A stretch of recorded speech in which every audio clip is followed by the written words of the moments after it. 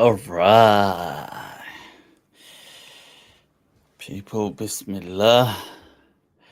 Let me just check that we are live and the sound is coming through. All right. Let me just put that on there. Okay. Whoa.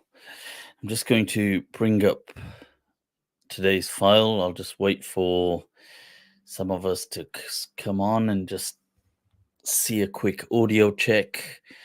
Shukran, shukran. Bismillah, inna alhamdulillah wa kafah. والصلاة والسلام على رسوله المصطفى وعلى عباده الذين ارتضى ومن بهداهم اهتدى وبآثار أهل المدينة اقتفى وبعد فالسلام الله على القوم أهلا وسهلا ومرحبا بكم. People, welcome. All right.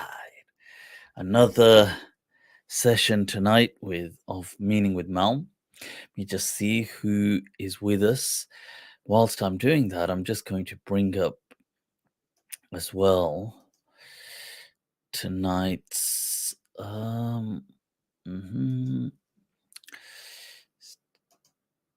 Bismillah. Right. Let me just there we've got that. Here it is. Bismillah. So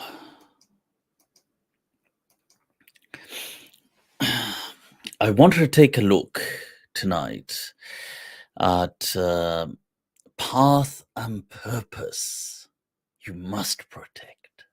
Allah, Allah. And some Quranic guidance on that. But also, this tying into this, we have this, people can at times become too self-negative. They just become so self-critical. I want to address some of that. But let's see, firstly, who do we have with us tonight already? So, beloved, Allah, Allah, ahlan wa sahlan. Right, let me just bring up, I've got these comments here as well. Nora, ahlan wa sahlan wa marhaban. I hope things in Florida ain't too bad. We make dua that may Allah keep people everywhere, wherever they are facing any calamity. May Allah keep them safe and steadfast.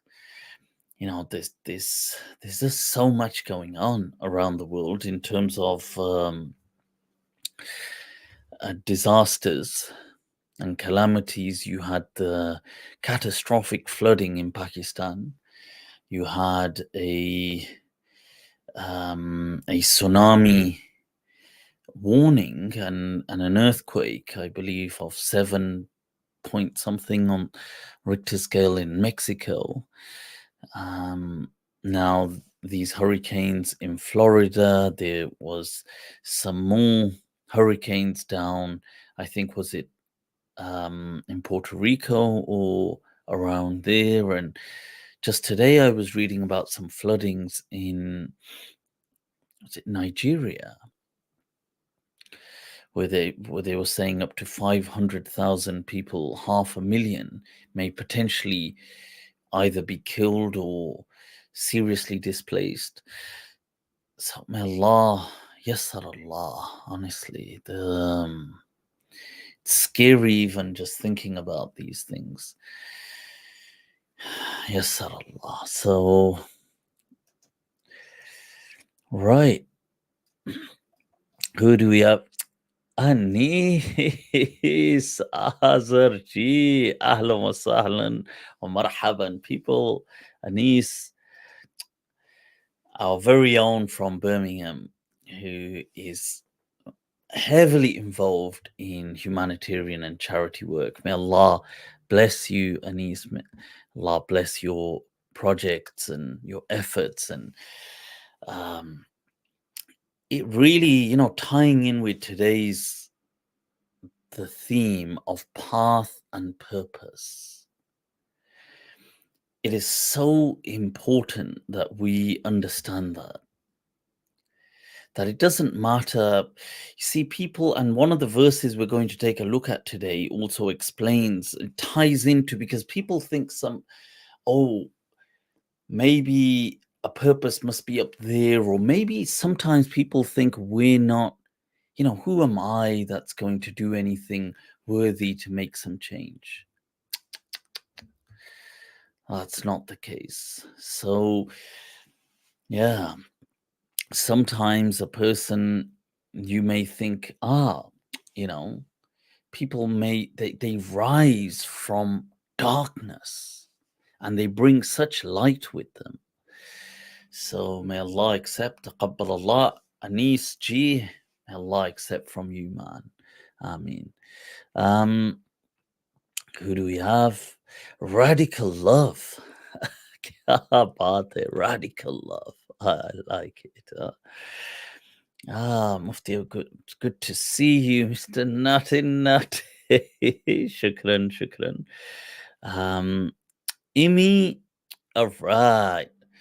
Need to be a community of social service. So true, man. So true. Right, Mirza Sahib. All right. Sheikh bicep pose. Biceps, yeah. These biceps, these don't count. We've got to get more into the gym. Yeah. I have been, to be fair, now for the last, maybe 2 weeks, I've been getting back into it now. So alhamdulillah, there was to be fair, it's not that I'd quit it, but sometimes because I changed my entire routine, it's just adjusting. Yeah. But this is the amazing thing about insan. Insan can adjust to almost anything. Right. Welsh Muslim Dave. Assalamu alaikum, Mufti, from your favorite Welsh revert, Dave. Ahlan wa sahlan, Dave. Much love. Shukran for joining us. I'll share the link shortly once I do the Quranic dars, and then you can jump on and share your thoughts and have a bit of a chat. Hashim Mir, salam from Kashmir. Kya baat hai. Look at the poetic rhythm. Hashim Mir, salam from Kashmir. Agar jannat baruye zameen ast, ain ast, no, hameen ast. This is it. If Jannah is if paradise is on earth, then here it is. Hi, do you do interfaith dialogues with Christians? Why not? Of course. Shukran. Sorry, the shukran was to another comment. I was just seeing this saying cool suit. Yeah, you see, I think people of faith, when we say interfaith dialogue, I don't know what's needed, because we're all, you see, faith is a collective community. And we, as in the hadith of the Prophet sallallahu alaihi wasallam, which was the covenant of Medina, that he said that we, the Jews, the Christians, and the people of faith, al-mu'minun nahnu ummatun wahida, we are but one great nation. So, and that stemming from Ibrahim, the Abrahamic ummah, as a collective. So when people say interfaith dialogues, I don't know what they mean by that, because there was a time where people were debating and all of this between, and I don't see the point of that angle between people of faith. So, yeah, so of course, meaningful dialogue, I see, of course, we must be having these, but really more so in our day and age, the dialogue is with people who are struggling with or against faith. So the people of faith have dialogue with them, because that is where it's most needed. Lanzetta Alama Mark. All right. Qais ibn Ahmad. Beard's gone white. Of course, yeah. Burhape mein pahunch gaye. We're in old age and beyond it. Allah. Qais. Qais ibn al-Mulawwah. Allah. You know, Qais is, those who don't know, is Majnoon Layla. You know, the famous stories of Layla and Majnoonuha, the Majnoon. Majnoon just means mental, but because he'd gone insane in the love of Layla. But his real name was Qais, Qais ibn al-Mulawwah. Shukran Ali, gee, for the super sticker, much love. Still recommend you to change your background. Why not? With time, inshallah, with time. I love his background. See, shukran. See, that's because it's, you know, there's a poem where Imam Shafi'i, he says that Aynur rida an kulli aibin kalilatun. That, see, it depends on the perspective, the eye of the beholder.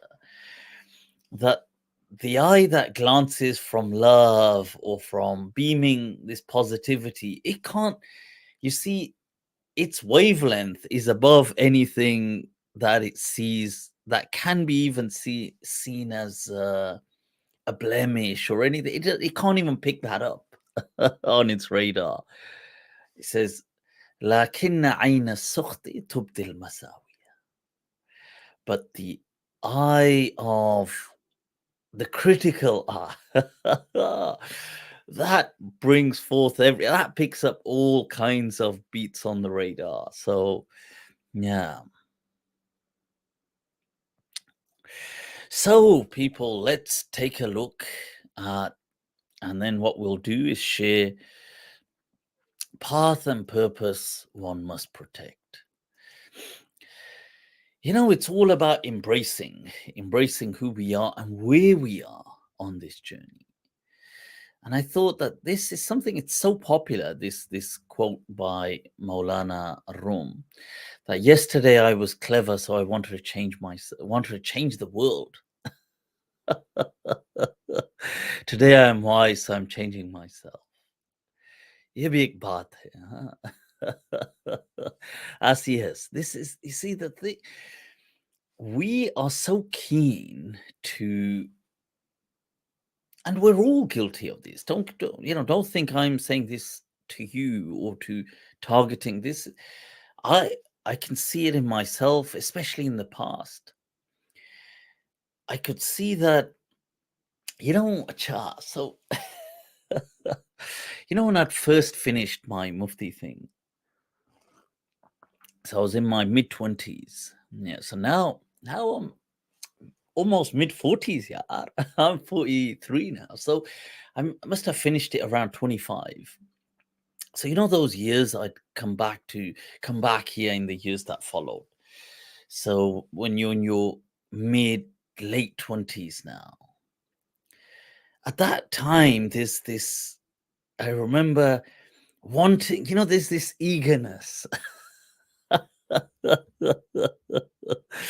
You want to not only change the world, but it's that you feel that you want to correct people. Like maybe you're not doing it from, maybe I don't think it necessarily has to be from an angle of you're looking down on them.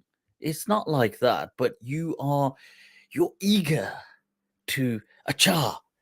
So what problem have you got? You want to offer solutions to the world. It's absurd, honestly. And then you do this and you do this, and really it's embarrassing in hindsight. When I think of it now, I'm so embarrassed of myself, because And then what happens with time, you realize that, yeah, I need to focus on within. That's what I need to focus on me. Don't worry about other people. Focus on, just,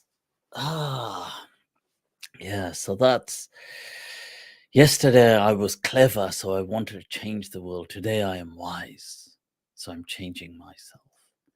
Always a relevant quote, that is, always.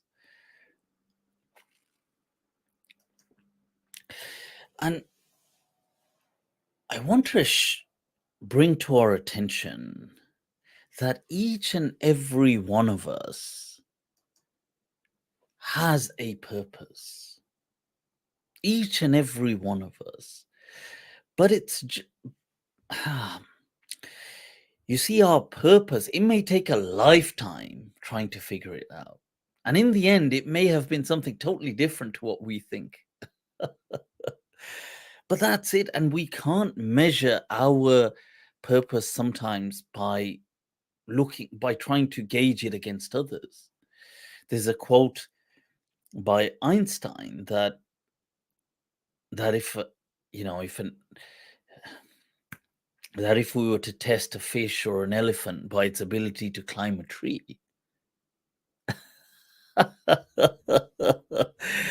by this logic, we'd deem the entire world to be stupid and incapable. But that's not true. You see, each to their own. And it doesn't sometimes we might be on a path where we think this path is going in this direction, but when we get to that point, it shifts to this path. You see, we are only perhaps, maybe we're in chapter 3 of our lives, maybe chapter 5 of our lives, but we don't know how this is going to tie into chapter 9 and then chapter 12. Yeah, अभी तो कहीं मोड़ है, कोई आएगा, कोई जाएगा. That this is, yet there's so many twists and turns to come in life. Wonderful twists and turns. Don't look at it negatively. And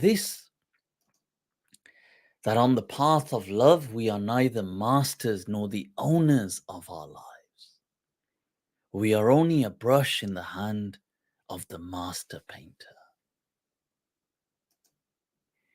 You see, the brush sometimes, the brush doesn't even have a clue what it's doing. So to some extent, we are all winging it. And that's okay. So long as we keep at it. Keep at it. One step at a time. There's a beautiful hadith and it is in Bukhari, this one as well, that the Prophet was asked, you see, this is it. You see, the Prophet was asked that what is the best, like, what should I do? What's the best act? Tell me, what's the best, the most beloved, the most fruitful action? Guide me. What should I get onto and grip? And the Prophet ﷺ said, Ahabbul a'mali ila Allah, that you're asking about the most beloved action to God. It is adwamuha wa inqal. That it is that act or that action which has consistency, albeit just small in quantity. Yani wa inqal, even if it's a little. So consistent. Now think about it. The Prophet could have said, "Oh, this is the greatest action. That's the greatest action." It says, "Adwamuha wa inqal." That just, you do you. Don't measure yourself against him or her or them, but be at it. Sometimes it might look like a mess. That paintbrush that is scattering these colors, if you zoom in, it's just a mess. there's ink, there's paint, there's splashes, you zoom right in. There's little skirmishes. It's just it's a it's just a colossal mishmash. It's nothing. It's like, yeah, what the hell is this? You zoom out. It's a masterpiece. Allah, you see the whole picture. A giant fresco. But this is it. You see, we are zoomed in. And that's okay. But we have to keep at it. That there is a design to this. But we have to, the purpose, whatever we think it is, will hold tight. Maybe along the way it will change. You know, when people are doing PhDs, often they will start off with one research question, hypothesis. By the time they've reached the end of their studies, the whole entire question has changed. It's maybe mazah. You know, this is something So on the path of love, we are neither masters nor the owners of our lives. We are only a brush in the hand of the master painter. It's just to keep these things in mind. And sometimes we might think, and this is why I think this is such an amazing and beautiful example, because when you're zoomed in, that paint is a mess. And in life, sometimes we're going through struggles. Not sometimes, mostly. There is always, when you zoom into life, there's just headaches. You know, if somebody zooms into your like daily life, you're, yeah, I've got to do this. I've got to be there for this. Oh, I've got to get this done. Oh my God. This is hurting. Oh, I'm not feeling well. I've got a cold. I've got a flu. Oh, this person's ill. Oh, children are ill. Oh, they need to get here. Oh my God, this payment. Oh my God, you know, more financial issues. Oh my God, the world. This is happening in the world. It's just all of this. If you zoom in, there will always be problems. There will always, you know, one thing we can be certain of is there will be problems.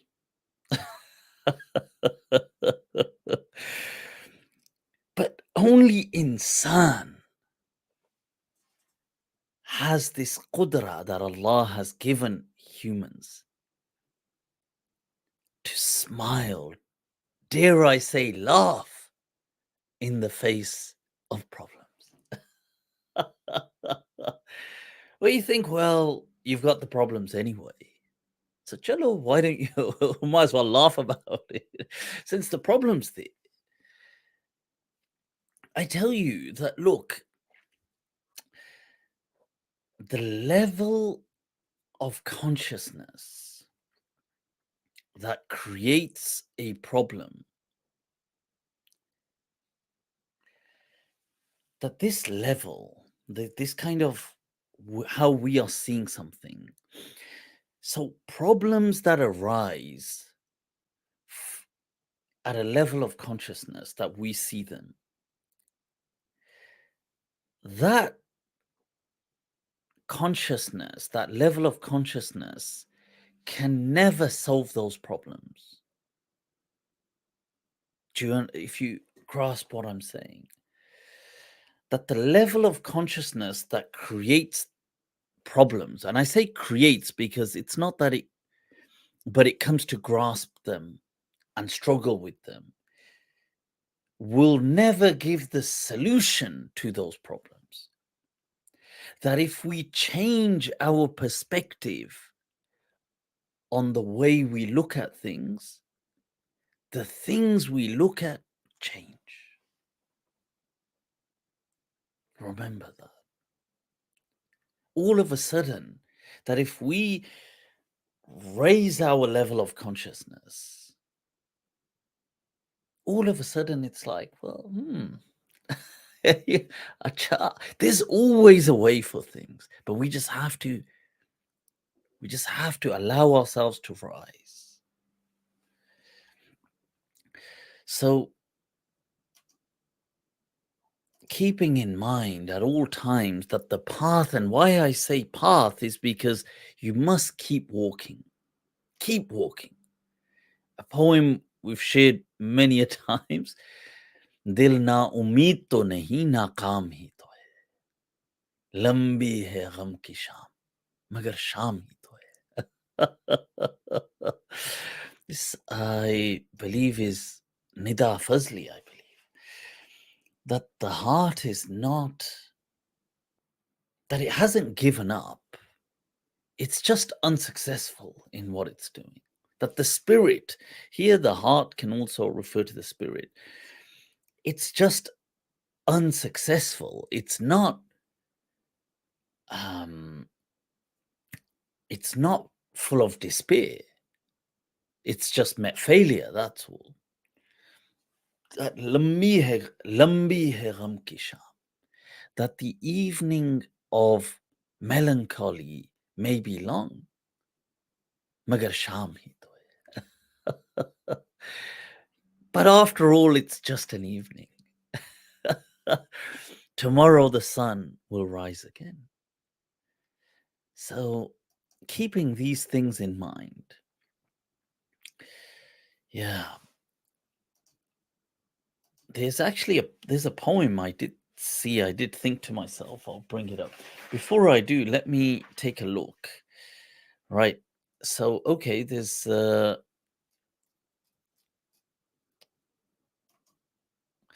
Moody. Shukran, much love for the super chat. Zainab, right, okay. I'm going to come to that. Okay, I'll just come to your question, which is on punishments in Islam. So let me just share this poem and then we'll come to that. Allah. Was this it? No, it wasn't it.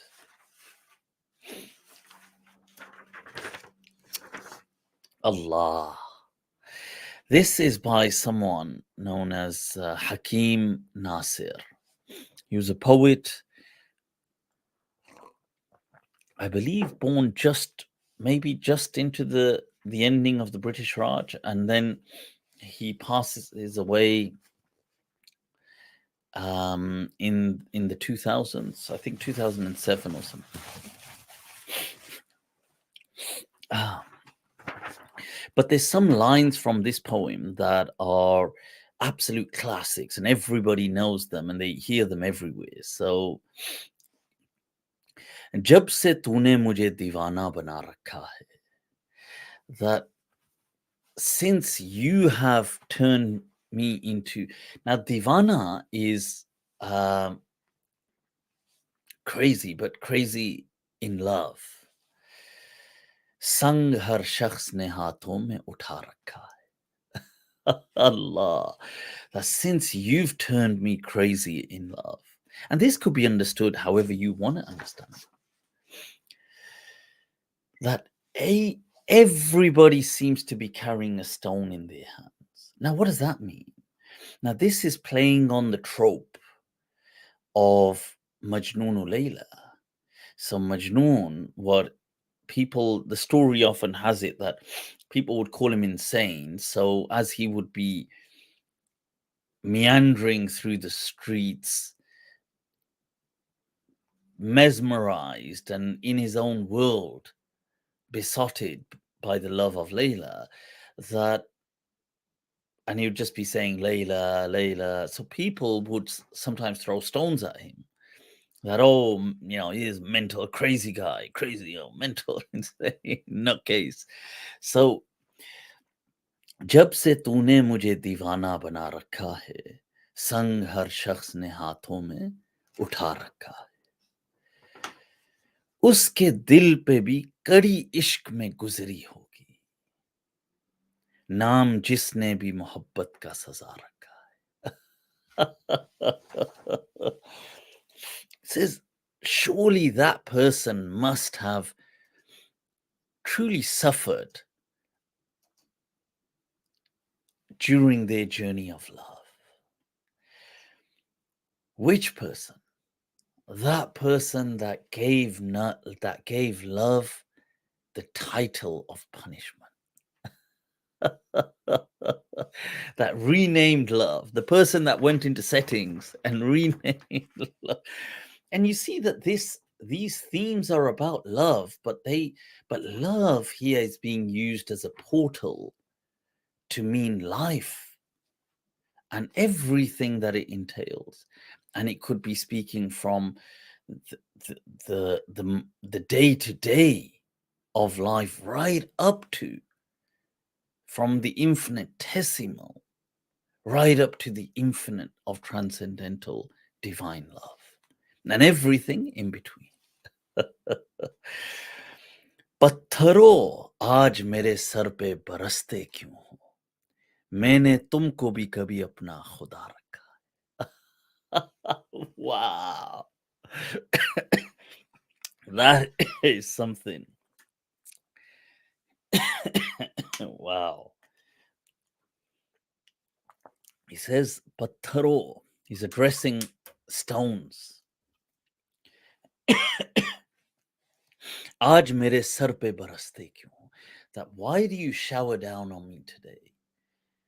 And this is speaking to people metaphorically, symbolically, to calamities, to all kinds of things, and even just the trope in and of itself, the motif, that stones, that why are you showering down on me today? People are throwing stones at me.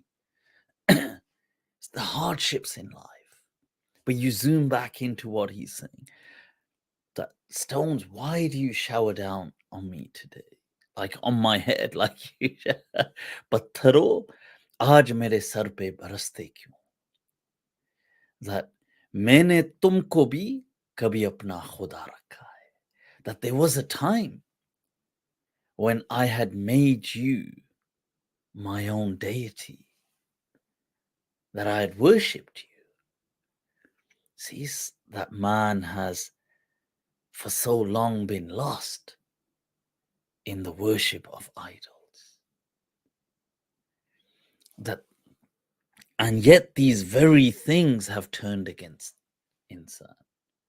You see the trope that, and this could be symbolic for life. It could be for effort. Somebody could spend an entire lifetime nurturing a project, a business, friends, family, you name it. They could be people that then it turns around and becomes poison for the very person that has been feeding it its entire life. This could happen. See? And here, illustrated in this motif, that patharo aaj mere sar pe baraste kyun? That why do you shower down on me today? मैंने तुमको भी कभी अपना खुदा रखा है. There was a time that I worshipped you. But such is life, such is this dunya. If you think about it, and you have nothing but to smile and laugh in the face of this. And there's a famous poem, actually. I believe it was said by our teachers in madrasa used to say it. I think they used to say, Sheikh al-Hind Mahmud al-Hassan used to say it, or one of the elders from the Deoband tradition, that मसाइब से उलझ कर मुस्कुराना मेरी फितरत है, मुझे नाकामियों के बोझ से दबना नहीं आता. That when I'm riddled with calamities, it is my intuitive habit to smile. That I've not learned how to be crushed under the weight of problems and difficulties. It's a beautiful poem, that मसाइब से उलझ कर मुस्कुराना मेरी फितरत है, नाकामियों के बोझ से दबना नहीं आता, या मुझे नाकामियों के बोझ से दबना नहीं आता. So yeah, but this line that this couplet, Pathro Aaj, this is incredibly popular. So you'll see this written and cited and quoted in many places. अब मेरी दीद की दुनिया भी तमाशाई है, तूने क्या मुझको मोहब्बत में बना रखा है. That you see that now I've become such a spectacle for others. I've become entertainment. What has your love done to me? Ya Salam. Pija ayyam ki talkhi ko bhi has kar Naseer. This is honestly, this is the line that I thought I got to share this with you guys. And the other one as well, but this Pija ayyam ki talkhi ko bhi has kar Naseer. The ayyam is the Arabic word, plural of yom, means days. But here it means like time. That drink, talkhi is the bitterness, as in the vicissitudes of fate, the difficulties of life. That bija ayyam ki talkhi ko bhi has kar Naseer. That smile, laugh, and drink away the bitter. I guess symbolically, metaphorically, the drink as well, that alcohol is also termed bitter. And there was a cartoon, you have in these comics years ago about where this person's at this bar, at a pub, and the person and the guy behind the counter says bitter, and he replies, nah, just tired. That bija ayyam ki talkhi ko bhi has kar Naseer. Gham ko sehne mein bhi kudrat ne maza rakha. This was the line that I wanted to share with you guys. Wow. That gham is melancholy and difficulties and problems. That gham ko sehne mein bhi, that in facing and enduring difficulties and challenges and problems, Kudrat here is nature, but it's symbolically speaking about God. So when the poets say that about Kudrat, it is the divine pen at play. So Kudrat ne maza rakha hai. That there is a pleasure divinely placed in enduring difficulties. That pija ayyam ki talkhi ko bhi has ke Naseer, gham ko sehne mein bhi kudrat ne maza rakha. Honestly, that is just so epic. That line, honestly, that couplet, I love it. That pija ayyam ki talkhi ko bhi has ke Naseer, gham ko sehne mein bhi kudrat ne maza rakha. That's so popular, by the way. It's so popular. Everybody's heard of that. So let's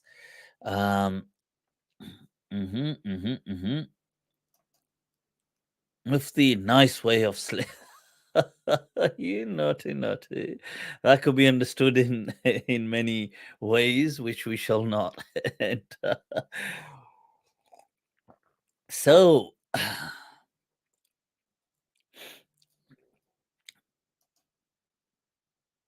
the joy of the Lord is my strength. Allah, the Lord is my shepherd. I shall fear no more. Allah. Claire, shukran, much love as always. Allah bless you. Keep you smiling. Shukran for the super chat. Right. Dr. Aina Mufti, please pray for me. My name is Inza. May Allah grant you ease in whatever you're going through and replace your difficulties with joy. Ameen. Yeah, sometimes we should, I try to remind myself and people that try to, at times when to say a dua for someone, because it's interesting that it say a nice one where you pray for them to be happy and just blessed, because it's weird, because it's like it gives a little shock to the ego. Person ego thinks, yeah, ye kya ho raha? Why am I praying for that person? But this is it, you see. This is that, you know, feeling your own pain and your own difficulty. Animals can do that. Creatures can do that. You know, there's anything that has some sentience to it can feel its own pain and struggle. You know, an ant can can feel if you're trying to, if something's trying to crush it, it can feel that. It's not, but feeling it for others, compassion, that's something else. That's insane. So yeah, let's go to some. There was some questions as a super chat.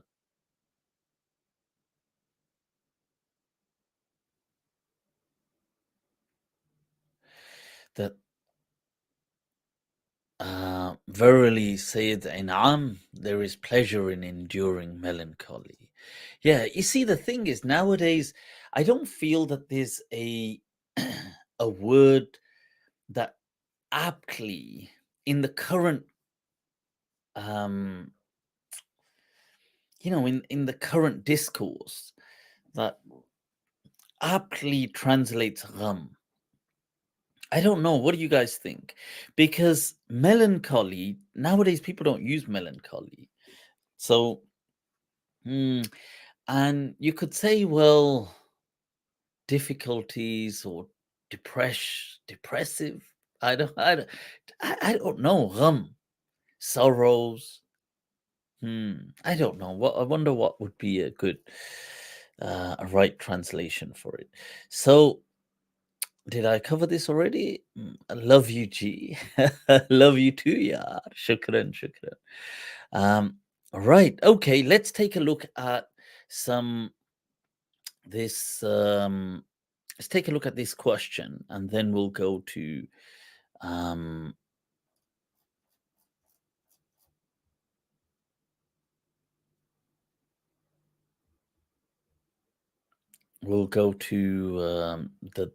the brief lesson. So I shall not. Yep, that's the Lord is my shepherd. I shall not want. He makes me lie down in green pastures. Allah.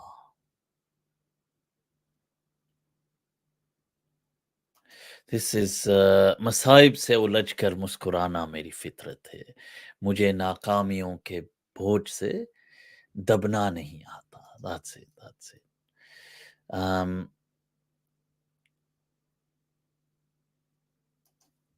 Lucy Wynne Janes. I have uncle zoned. I have uncle zoned. Uncle. Oh, uncle. I thought you were saying about you have an uncle who's zoned out several times or something. You have uncle zoned several males who physically look like my relatives. I took my uncle zoning too far at. That has to be quite a struggle in life, I must say. Your friend zone be ajib cheese. Huh? This is it's an ajib psychosocial realm and dimension of mankind, shall we say. Yeah. You know, Zozo Zara, who's now she just turned 8 a month and a half, 2 months ago. Yeah. So, but when she must have been about 6, 6 to 7, something like that. So in at that time, she she was once speaking about her class. So she's talking to me at home, and she's saying her and her best friend Sarah, so Zara and Sarah, and then she's speaking about some I've forgotten some guy in the class, and she says, So I said, right. I said, oh, is she your friend? So we're talking, and I said, oh, is he your friend? And she said, yeah, we've friend zoned him. And so I said, what? She goes, yeah, we friend zoned him. There's no escaping the friend zone.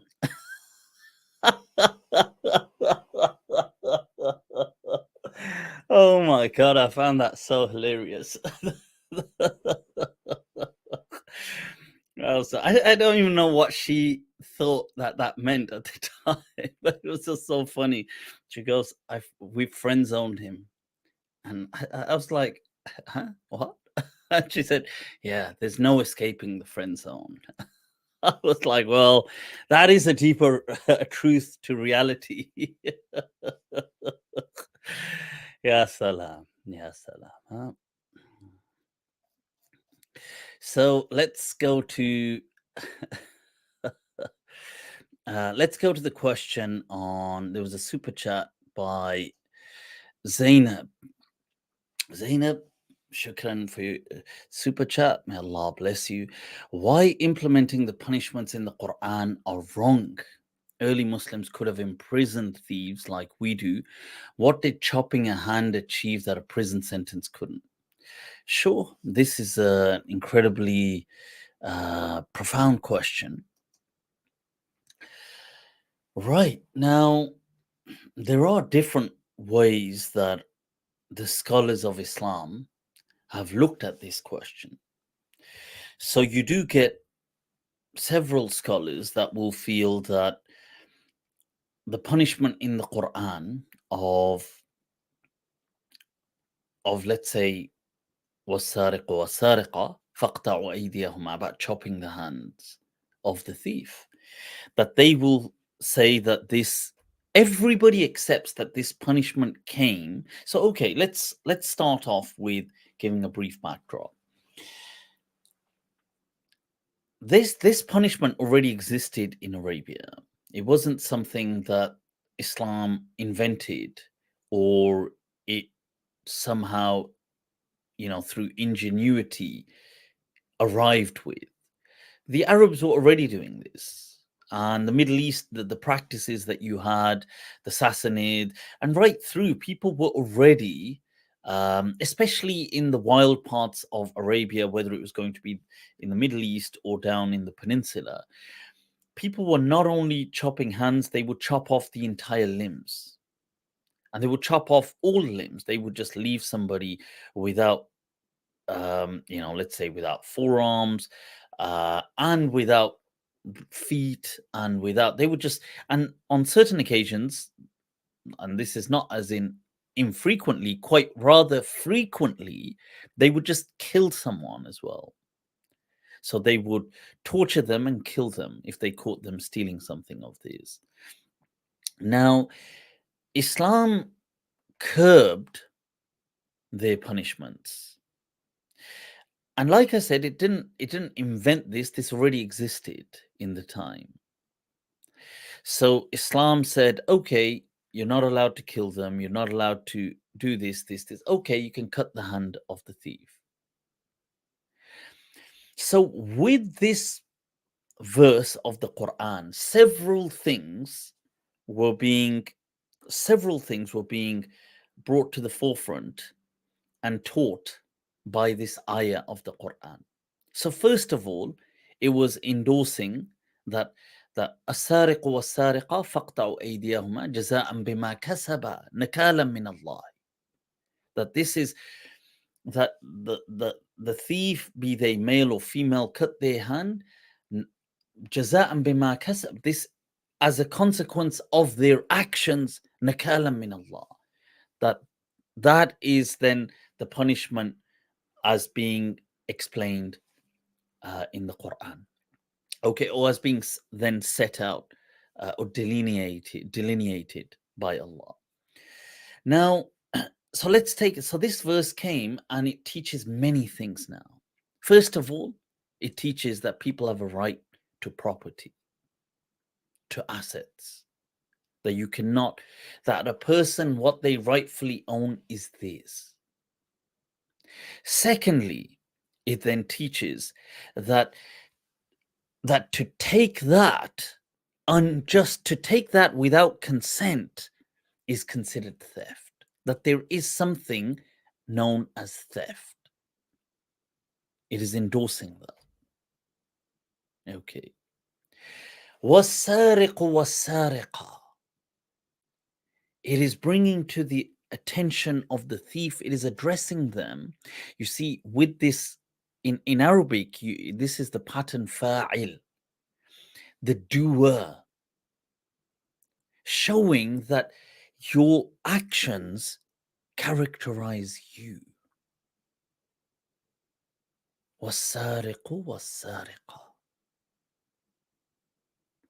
Not the one who has taken something. No, you are now being called by the bad actions that you have done. Society will judge you by the actions that you have done. They will call you by that. وَالسَّارِقُ وَالسَّارِقَةُ, the person who is, what does it mean? In Arabic, it means the man or the female who is stealing. As-sariq. But are they stealing right now? No, they're not. They stole in the past, but society will not forgive you. Sariqu wa sariqa. Fourthly, it taught that this will be found in all people, in all genders, mentioning both the male and the female, beginning with the male, because these actions often, it is reflecting the instinct of greed that is sometimes found more exaggeratively amongst men.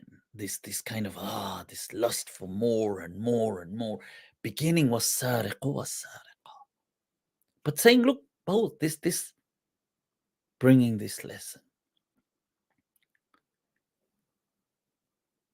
فَقْطَعُوا أَيْدِيَهُمَا. That okay, cut their hands, but no, you can't kill them, you can't chop off all their limbs, you can't, okay, just do this. Curbing. Lesson number 6. Islam is using your system that you already have and parameterizing it. Meaning that your solutions to your problems will often come from within you. Allah. See, will come from within you. Jaza'an bima kasaba. That there will be consequences to your actions. This is a consequence of your wrongdoing. This verse came, it's reminding you as an 8th point that there are consequences to what you do. You never fully evade them. Even if you get away for now, they loom after you. They hang over you. Nakalam min Allah. It's a reminder that, you know what, these actions, this immorality, that God too does not like it for you.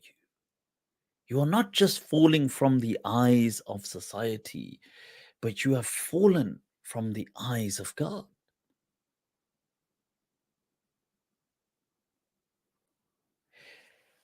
All of these things, 9 points. 10th point, it is defining how this punishment is to be operationalized. As in the hand, the yad is something up to here, it could be cut, and so on. Now, this verse, everybody accepts that.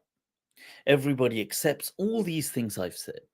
This is how Muslims have understood this, that all of these 10 points are there in the verse of the Quran. However, centuries later, as society changes, as the social consequences, the social punishments, the collective consciousness of people changes, the kind of the embargoes, the how people see crime and punishment, especially punishment, changes. Does this verse, is it still exactly the way it is? Is it operationalized the same way? Do people still chop the hand? Let's say hundreds of years later, when society has a different way of looking at things. So here the ulama disagree. They all agree on, let's say I've cited 10. Now somebody could bring out more than 10 points in this verse. They all agree on the 9. You've got all the 9 they all agree on. Okay, so let's put one down. All of those things that this verse came, it affirmed property, it highlighted consequences, it mentioned remedies come from your solutions come to remedy your problems from you. It highlights that morality, it highlights consequences, it highlights that punishment is something that exists in Islam. It highlights that Allah does endorse that there should be punishments. It highlights all of this, but the 10th point, that the method of delivery for that punishment, which in this case, is it chopping the hand, or has that method of delivery, would that change with the day and age? So here on this point, the ulama disagree. They all agree on the other point. So at least let's say these 9 points are all affirmed, all agree upon. So you'll find several ulama that would say no, even the 10th, but the delivery of that punishment is just, yes, it mentions chopping the hand, but it's restricted to chopping the hand. That's not just an example of the punishment, that is what it is restricted to. So it is munhasir fi mahallihi. Other ulama, especially from the Malikiya and some from the Hanabila, so they looked at things differently. Some of the Hanbalis had an understanding that at-tawbah tusqitul hudud kullaha, that a person just doing tawbah, no punishment can apply to them at all. That was an understanding of some of the ulama within the Hanabila. The Malikiya, who were the pioneers of this understanding of Maqasid, that the objectives of the Shariah should always be put first, that should be the lens and the filter through which you view the Sharia. So the Malikiya, and obviously the leading people that spoke on this, there's several Malikis, but especially Imam Shatibi amongst others, with his book Muwafaqat. And then you've got latter day people like Sheikh Ibn Ashur, amongst others as well. Sheikh Allal al-Fasi and other people who've written on Maqasid. Now, in a similar time to Ash-Shatibi, in North Shatibi is in Spain, but in Northwest Africa, you have one of the greatest scholars of the Malikiya known as Abul Qasim al-Bursuli. So this is around the 700s. He, in his fatwa, highlights that in his day and age, that look, the collective consciousness has changed. So yes, chopping the hand is mentioned, but this is an instantiation. This is instantiating. It is giving an example of the punishment, but because he said this is not today, this is 700 years ago. So he's not influenced by Europe or anything. 700 years ago, he's writing that because people have changed, so in our day and age, the punishment, just the delivery of that, will there be a punishment? Yes. Is there property? Yes. Are there consequences? Yes. Does society characterize you? Yes. Does Allah endorse that there should be punishments and consequences? Yes. Are you responsible? All of this verse is still up, still meaningful to its maximum potential. Chopping the hand, was that mentioned in the Quran? Yes. Can we use a different method of delivery? This is where they disagreed. So he said, yes, that this was an example that was used in that day and age. In our age, it would be different. So in his age, they had financial penalties for thieves, for stealing. And amongst him, I have a detailed video on trajectory hermeneutics. I have a few actually. If you type in Burzuli, I'm reading through the whole things and I give you the page references and everything. It was done a few years ago from my Monday nights, but it is there. And you can find this whole discussion in Sidi Wazani's Ma'yarul Jadid. He brings the whole discussion, several pages, and all the ulama that come after Abul Qasim al-Burzuli, and those who agree with him and those who disagree with him. And there were other Malikiyah that disagreed with him and challenged him, but there were many that agreed with him as well. And you can get the names of all the ulama that were with him, on board with him. Yeah, so but he's one of the leading pioneers that comes to mind, and he was considered Sheikhul Islam in his day and age. He was a huge scholar. And he's pre-modernity, so it's not. And at a similar time in the East, you had the Ottoman Caliph or Sultan, Suleiman the Magnificent, or Solomon the Magnificent, and Suleiman al Qanuni. And the reason he was called al Qanuni is because he reformed the laws based on his understanding of Islam. Because he said that likewise he used, or he leaned in on what appears to be a Maqasid approach as well. So you have the Ottomans, and you can still find in the Ottoman archives today, and people have done research and PhDs on this, that you can find their punishment system was also then, the delivery was substituted. So they had imprisonment and other methods. So as a summary, this verse, everybody agrees that the verse today and for all times is active, it's giving full of meaning, and it's something they continue to believe in and apply. They believe that the verse gives many different gems of an understanding, many different points, from affirming property and assets to condemning, recognizing theft as a crime, to recognizing immorality in society, recognizing responsibility and legal liability, to recognizing that there are consequences, to recognizing that God endorses punishments as in the genre, recognizing that people are liable and then subjected to these punishments, and then recognizing that the delivery is done of these punishments. And then this chopping the hand is the illustration of that in that verse.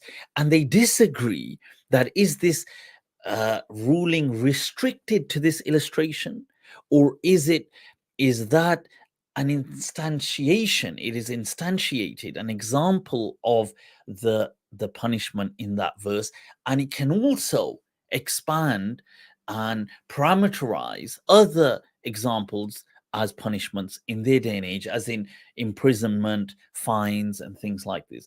So people, especially the Malikiya so there were people who feel that no, it can't, it was restricted, munhasir, and that is many ulama, if you ask them, and you'll find many people even today, you'll find many people today and in the past that held that view. And then you'll find some people that said no, like you cannot punish anyone if they do tawbah, because tawbah تسقط الحدود كلها, it gets rid of all of hudud, and they use the hadith to show that. And then you had people, especially of the Maliki and the Maqasidi persuasion, that felt that the Sharia always goes with objectives, who nominally tend to be Malikiya, but do have other people like some of the Hanafis, like the Ottomans, and other people as well, who felt that no, that the delivery could reflect other punishments of the day and age as well. So this is in a nutshell that some reflections on this verse of theft and chopping the hand. So people sometimes, you see, this is the beauty, that people, they don't grasp the depth of scripture. They look at a verse, and there's a reading, but sometimes a very just sathi, in Arabic, sathi, superficial, just the layer reading of something. The tip of the eye, the water on top, but there's an ocean underneath. So much in that verse, if we just allow our consciousness to expand with it and just think, wow, okay. So it's a beautiful way to approach the Quran. I hope that's been of some help.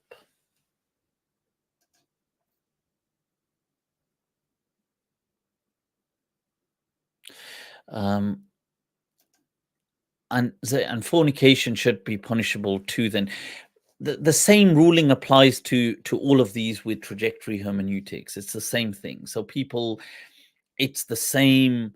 This whole discussion that I've just said, the same thing, as in with different. So this discussion, when Abul Qasim al-Burzuli and these people discussed it, they discussed it from the scope of hudud punishment, and do they change, tataghayyar, do they change with the day and age or not? So yeah, so it's nested and anchored in the same discussion. I see Saracen, should Allah intervene on how humans run their society? Do you think he was speaking more specifically to Arab society? I'm not sure what intervene means. You see,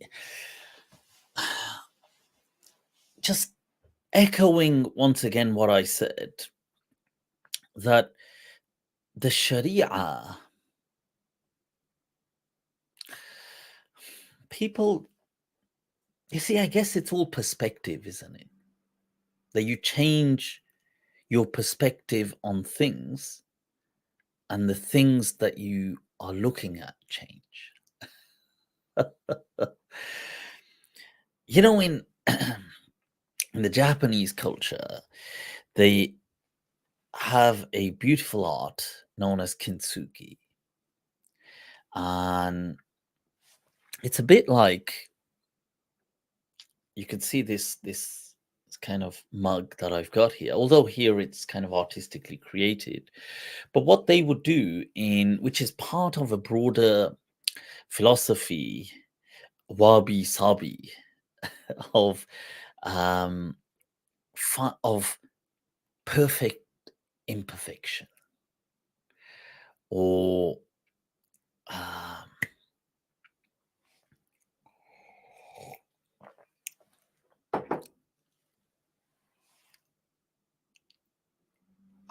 finding formosity in faults.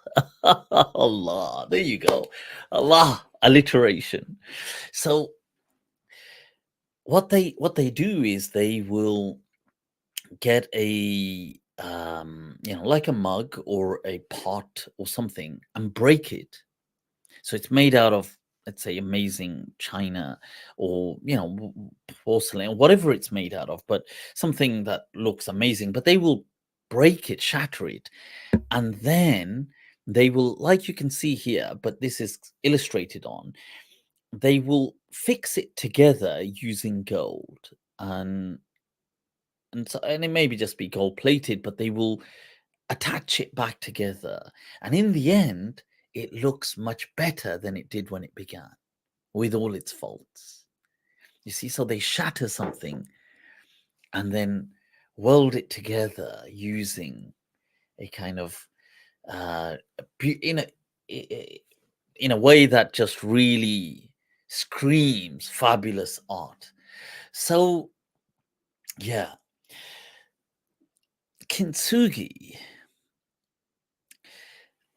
Shariah is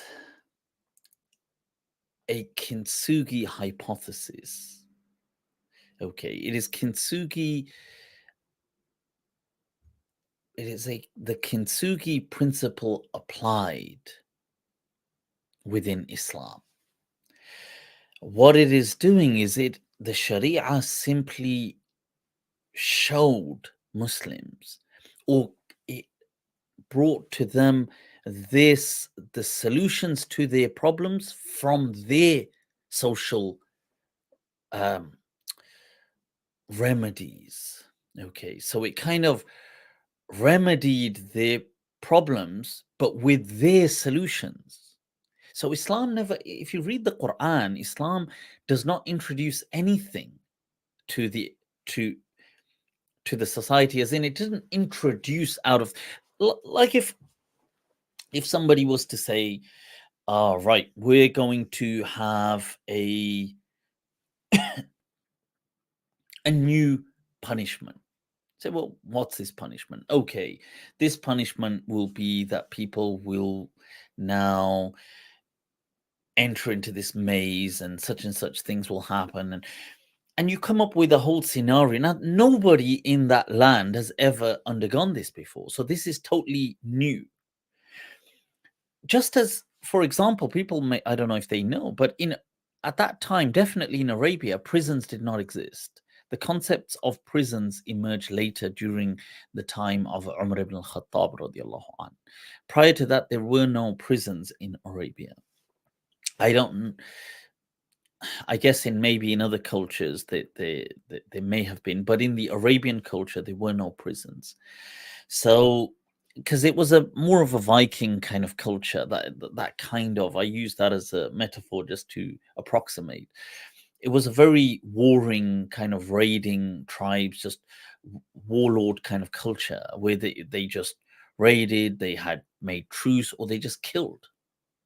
They didn't really, there were no prison systems.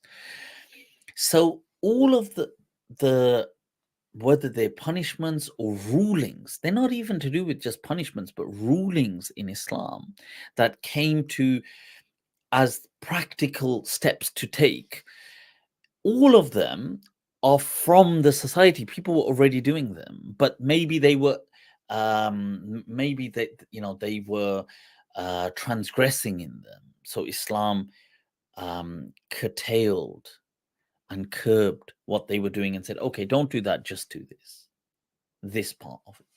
So okay, so that's always a good way to look at it, that the Sharia, it operates by the Kintsugi hypothesis, that what it gives back to them. But then you see the question, one could say, well, why even do that? Because you underestimate the power of scripture. Because when you're just doing it, you're doing it. अबे, you know, तुम्हें कौन पूछता है? But when the book is saying it, Allah, mountains shall move. There is a big difference between you and I saying something and then a book, the book. Civilization will be built on the back of that. You and me, nobody would care about our opinions. So, you see, we don't understand that. But if you look at it psychologically, it's overwhelming. This is from the wisdom of wahi, of revelation. But yeah. Kintsugi, literally gold repair. Shukran Rahim. Allah bless you. Yep, the Kintsugi principle. Right. Okay. Let's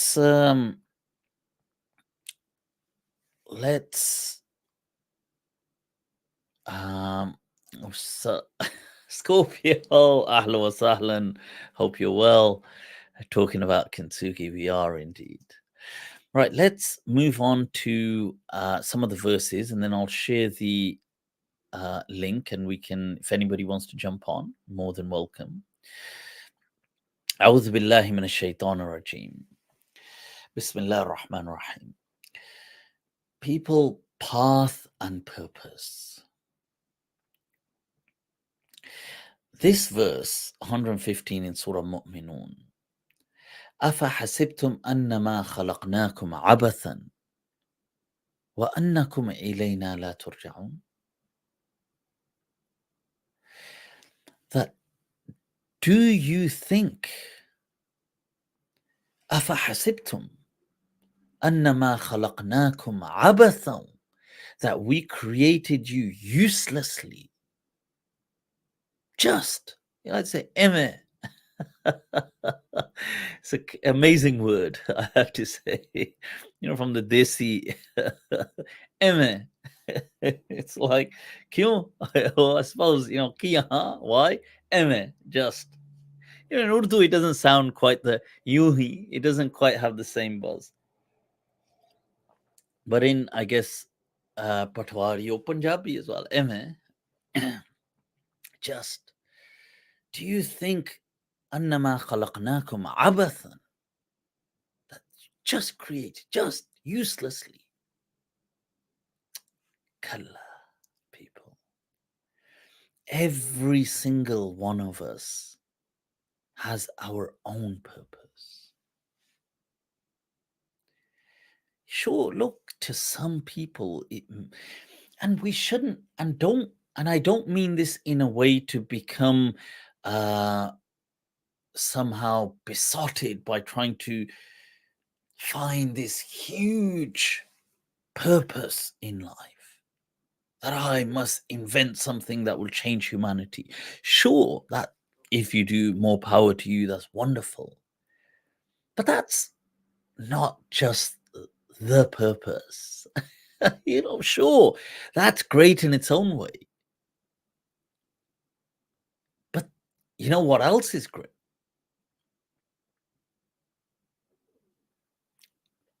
Alleviating the difficulty of others.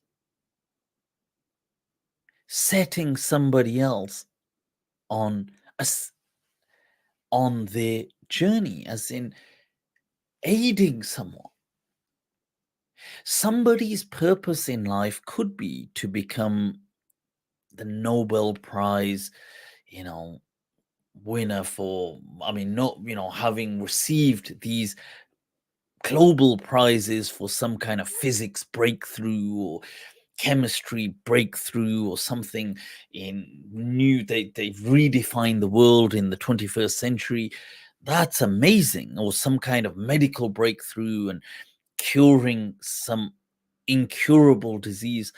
And that's wonderful. And may Allah bless such efforts for these people. But somebody's thing in life may simply be, I say simply, delete that. I don't mean it in a restrictive, reductive sense, but just as a focus, that it may be to be a doctor, to be an engineer, to be a teacher, to be a parent, to be a spouse, to be a decent human being.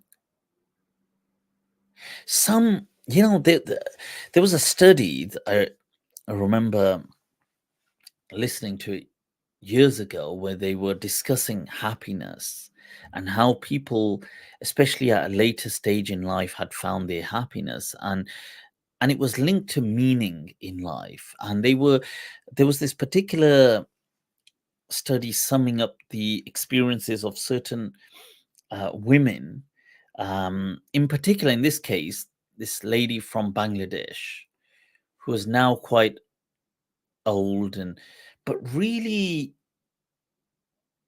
like, she scored quite high on this self-actualization scale, and her purpose was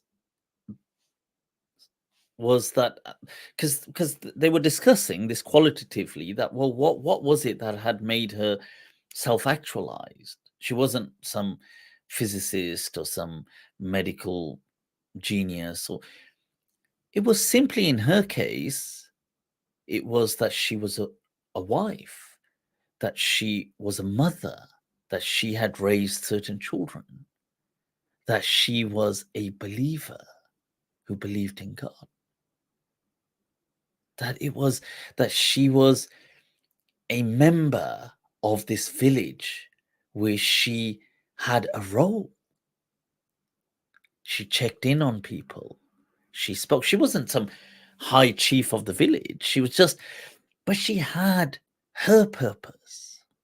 See, this is what I'm trying to say, is that it's not, sure, aim high, but remember, we are all on our own journey. So what is right for us may not be the targets for someone else, and their targets may not be our target. But we shouldn't let ourselves be beat down by that, by thinking, oh, I haven't, I'm not a huge CEO of something, I failed. No, why have you failed? Who said that? Oh, I haven't got no purpose in life. أفحسبتم أنما خلقناكم عبثا? No, you haven't been. You have. وأنكم إلينا ترجعون. And you will return to your Lord. One thing, whether people accept it or not, it is undeniable that our time is finite. Undeniable. However people want to read that. People may not believe in God, but they can't deny that their time is finite. وأنكم إلينا ترجعون. And this verse in Surah Taha 134, that وَمَنْ أَعْرَضَ عَنْ ذِكْرِي فَإِنَّ لَهُ مَعِيشَةً ضَنْكًا وَنَحْشُرُهُ يَوْمَ الْقِيَامَةِ أَعْمَى. Now, there's many ways to look at this, and there's different translations, but one way to look at this is that, you see, the verse is saying وَمَنْ أَعْرَضَ, and أَعْرَض is with intent. Whosoever turns away intentionally from dhikri, from the mindfulness of God, from being mindful. Because when you are mindful of God, everything changes. Your gratitude levels change. Your gratitudes are tied in. There's a configuration. They're tied in with your contentment. That changes. You become content. The more content, the more positive. You start beaming positivity. You're smiling at people. You smile at people, people smile at you. The whole world smiles at you. All of a sudden, doors and doors of opportunities are opening up. And you think, well, it's a coincidence. Maybe. Or maybe it began with that mindfulness. وَمَنْ أَعْرَضَ عَنْ ذِكْرِي. See, a person turns away from this, intentionally turns away from this mindfulness of God. Like they don't, God, why is my life like this then? فَإِنَّ لَهُ مَعِيشَةً ضَنْكًا. See, this verse is not saying, Allah is not saying we are giving him or her a wretched life. Inna lahu, surely that person has a wretched life, a wretched existence. Why? Ma'isha, a surrounding of living that is banka, that is just frustration and wretched. And why? Allah is not saying in this verse, we're giving it to that person, we're making it happen. No. because it began with their mindset. They were too, oh God, well, what has God done for me? What is it? You see, it begins within, the poison does, and it spreads. And it spreads to their existence. That they ruin themselves deep down, even at the level of consciousness or the ruh, thereby jeopardizing an existence even after this. Allah. There's a beauty in how we read these verses, wallahi. وَمَنْ أَعْرَضَ عَنْ ذِكْرِي فَإِنَّ لَهُ مَعِيشَةً ضَنْكًا. And they need to stop fighting. Put the weapons, the internal weapons, put them down. Surrender, submit. There's a calmness that comes with that. Allah. It all seriously, very well said, that it begins with a thought. It really does. And this is how Allah mentions it, that it begins with just a dhikr in the mind, a thought, but a mindful, a state of mind. Now these verses, وَلَوْ أَنَّ أَهْلَ الْقُرَىٰ آمَنُوا وَاتَّقَوْا, that if a people were to be people of faith, that they have faith, they were to be a people of mindfulness, that they brought into God into their consciousness, because with that they bring a higher purpose, they bring a level of responsibility, they bring this sense of duty and gratitude, because you see, gratitude,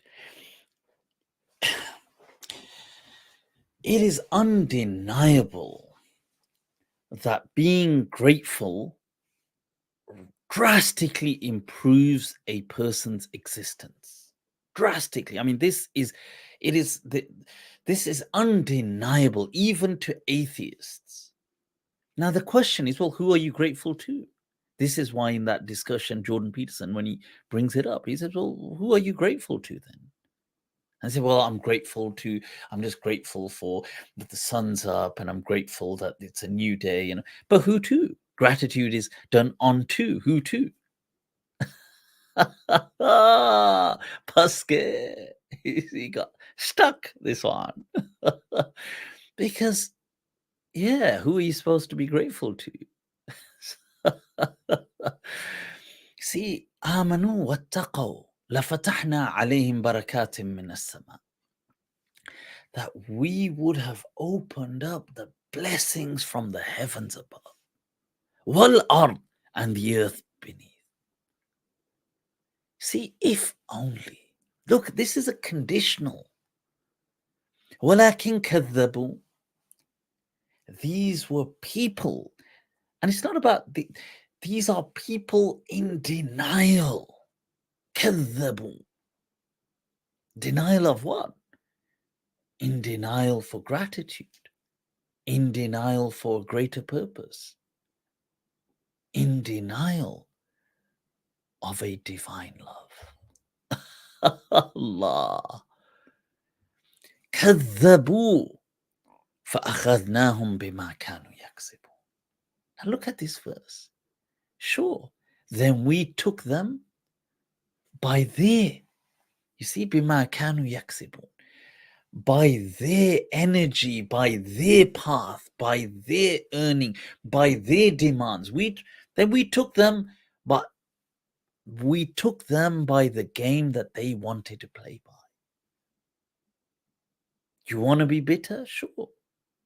You're going to see bitterness everywhere. But that's your game. You want to play it. Allah. And this final verse. I think there's one more after this. فَمَا يَفْعَلَ اللَّهُ بِعَذَابِكُمْ إِن شَكَرْتُمْ وَآمَنْتُمْ وَكَانَ اللَّهُ شَاكِرًا عَلِيمًا. always a verse we've covered before on a few occasions, that what does God get out of Surah Nisa 147, that what does God get out of punishing you? But if only you had faith. Allah. Ya Salah. وَكَانَ اللَّهُ شَاكِرًا عَلِيمًا. See, the beautiful irony is Allah then describes himself as somebody that is grateful. That's symbolically describing himself. That's like meaning that God, it's so embarrassing to read that as somebody that lacks gratitude. And we all lack gratitude, but it's a powerful reminder that just wow. what does God get out of punishing? Why do you even think like that?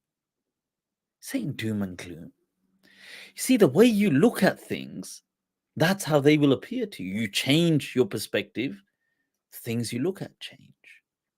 Now, this is a verse I want to seal this section with. And it's from Surah Fatir, verse 32, that ثُمَّ أَوْرَثْنَا الْكِتَابَ الَّذِينَ اصْطَفَيْنَا مِنْ عِبَادِنَا.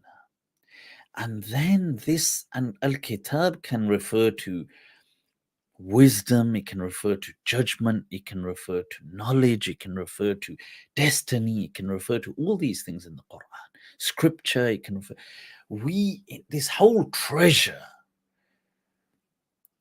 this was inherited by those people that God chose. He favored, he chose. Now, check this, because this is so powerful, people. Allah then expands on who these people are. فَمِنْهُمْ ظَالِمٌ لِنَفْسِهِ. Allah. From them are those who transgress and are oppressors. They oppress themselves. وَمِنْهُمْ مُقْتَصِدٌ. And from them are people who stick. They're in the middle. وَمِنْهُمْ سَابِقٌ بِالْخَيْرَاتِ بِإِذْنِ اللَّهِ. And there are those who excel in greatness and great deeds and great actions. ذَلِكَ هُوَ الْفَضْلُ الْكَبِيرُ. One way of seeing it is this whole thing is from the virtue of God, from the blessing and grace of God. This whole thing, look, who are these people that the favors of God are showering on them? You think, it's going to be, this whole grace of God, it's going to be the people that excel in greatness and doing great actions for humanity and good deeds, sure. But it's going to also be the person, muqtasid. They hit and miss, hit and miss, hit and miss. They get something good, something bad. They miss something, they get something. It was going to be them. But did you think it was going to be dhalimun li nafsi? Did you think it was going to be just outright transgressors? Outright perpetrators?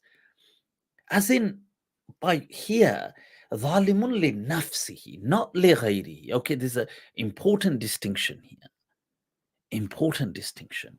Not people who oppress others, but those who are fundamentally oppressing themselves, withering away, wasting their existence.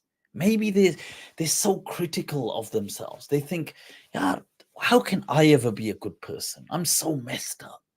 I've done all of this in the past.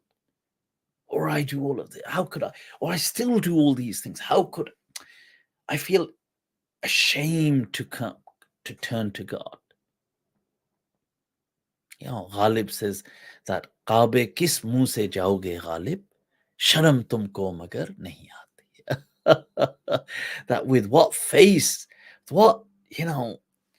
how do you dare to face the Kaaba, like turn up at the Kaaba? Do you have no shame? That's Ghalib saying that. See, people, we are sometimes so self-critical. Allah is saying, وَمِنْهُمْ ظَالِمٌ لِنَفْسِهِ. These are from the people that God has favored. Look at the verse. إِسْتَفَيْنَا مِنْ عِبَادِنَا. Do not let that critical voice take a grip. Take any kind of firm grip within your mind. Everybody has a critical voice saying, oh, yo, but never let it, hold on to you ever. It's just fleeting. It can come, it can go. It says, oh, you're useless, you're pathetic, you're this, you're that. It says, everybody has these voices. Let it go. Let it go. Allah. Minhum zalimun li nafsi. You never just remember that we are all worthy. And this is too important because so many people I'll speak to, and this critical voice in their head, this negative voice, it overpowers the other voice. And it's destroying them from within. This verse is a beacon of light for that. That no, don't tell yourself that you're pathetic or you're weak or you're useless or you're unaccomplished or you're no. Let those waswasa just go. Ameen. So this was to really just shed some light on two important things, that there is a journey that we are all going on, that there is a path and there is purpose. And we must protect these at all times. Just keep one step at a time, as long as we're moving.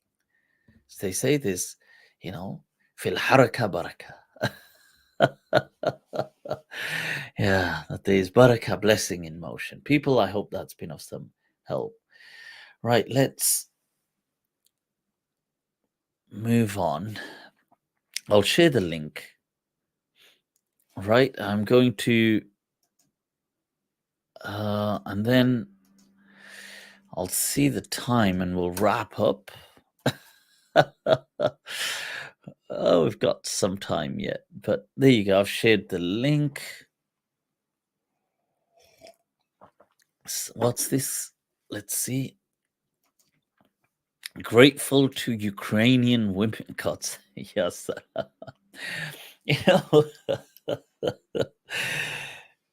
Iseyada. This reminds me. There was this article that that several people, so people who've taken in these Ukrainian, mainly they were women because the men had to stay behind and fight. So Ukrainian women that had come over, and several people, many Britons, were encouraged to take them into their home. So there's been now several cases where that's now resulted in a divorce, and the man has just married this new Ukrainian wife. That's like, this is like another British policy that's just like just wreaked havoc. Your genius plans. That's a great genius plan, isn't it? Those guys must have been like, yeah, what a great excuse. They must have been like, yeah, humanitarian. Let's so let's put in an application and help this poor woman in from her misery. And they're probably filtering. I wonder if they get a choice in the photographs. Do they get a choice? They're like, that one looks like she needs a lot of help. Ya salam, ya salam.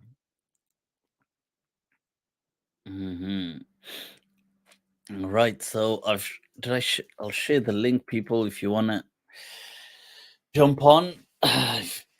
Right. Didn't Sultan Suleiman Qanuni have a Ukrainian wife? He may have, because right. So the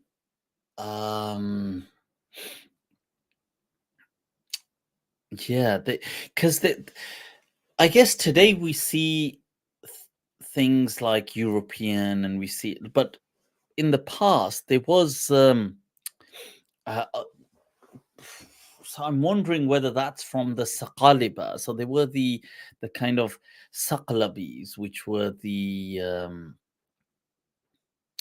I think the Slavic people. They were more. They seem to be at a certain point a huge focus on them in the Islamic countries, and there was a huge influx of them. And there was a lot of intermarrying, and they became a lot of the caliph's close guards, especially in Muslim Spain and other places as well. But the Ottomans were known for their harems, shall we say? Rather, you know. I mean, mind you, many of the caliphs in the past were, whether they were in the east or the west.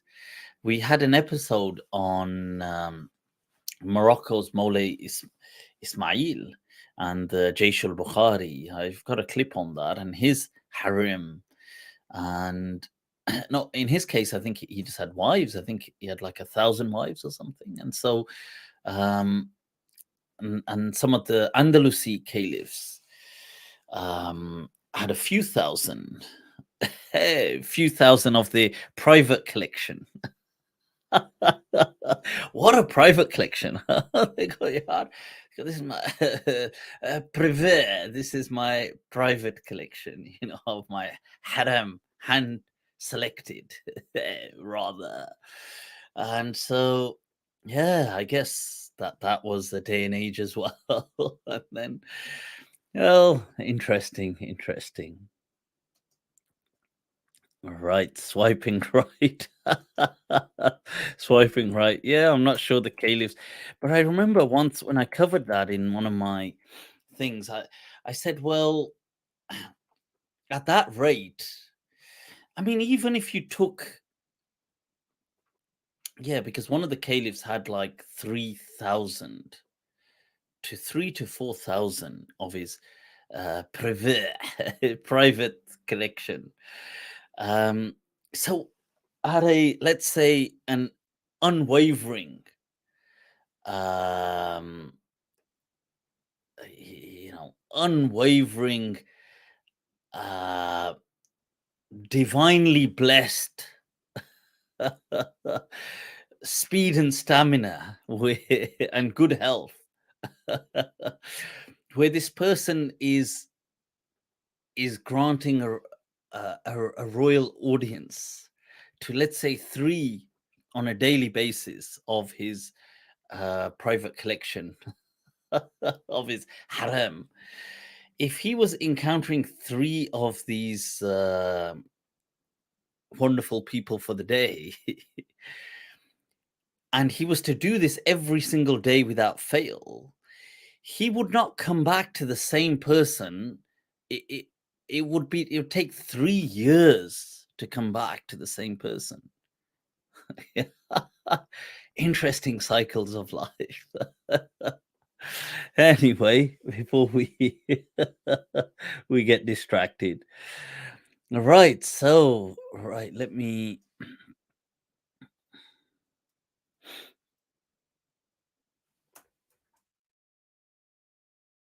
um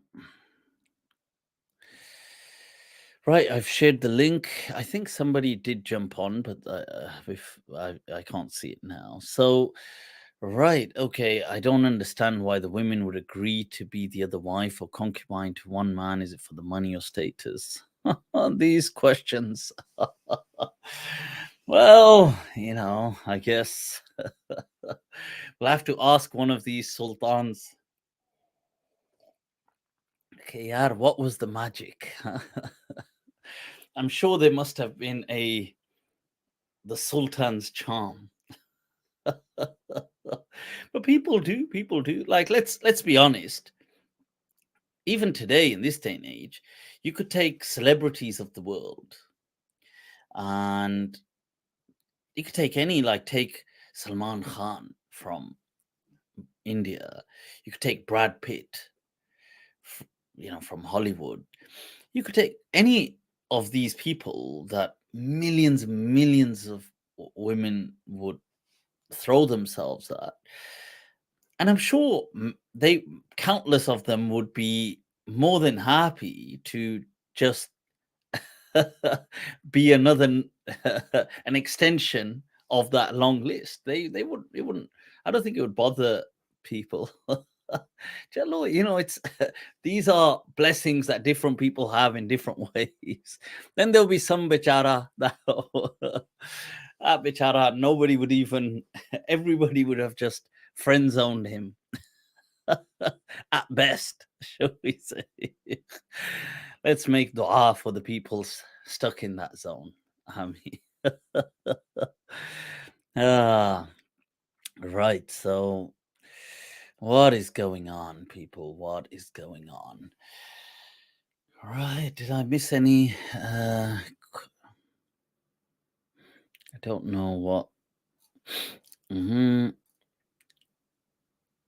Right. Oh, there's so whilst I share that, people, what I'll do is I'll share the link, and I think I missed a super chat.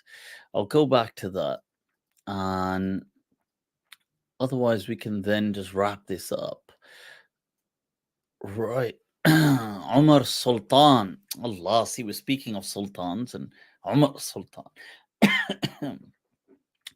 Omar Sultan, what do you think of the saying? He who knows himself knows his Lord. Yeah, it's an amazing saying of the mystics, attributed as a hadith that man arafa nafsa arafa rabba, because it's predicated on knowing oneself, which is, it's one of those things that when you say it, it seems so obvious, but it's so difficult to grasp it.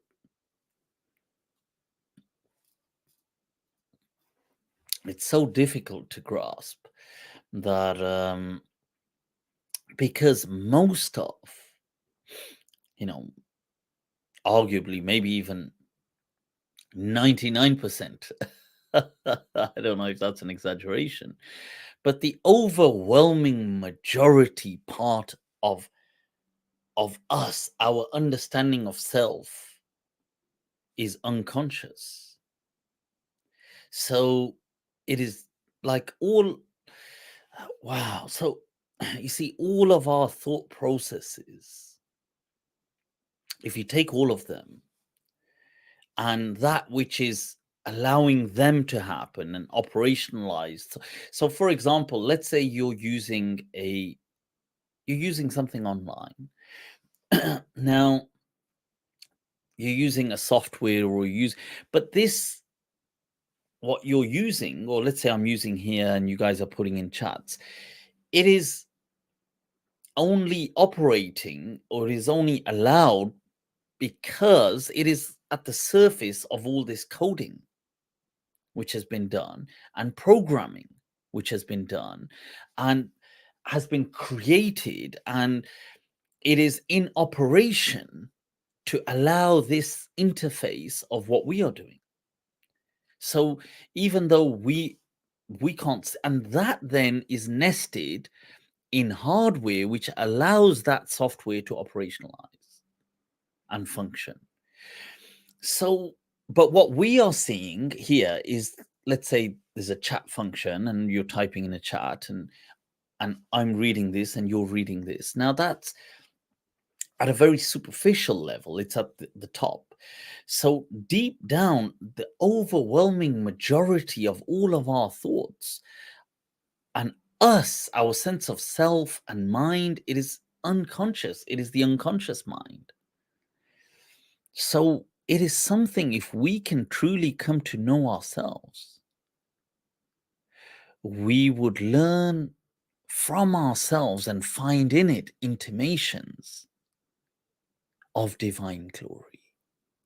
So it would be, it is true, man arafa nafsa arafa rabba.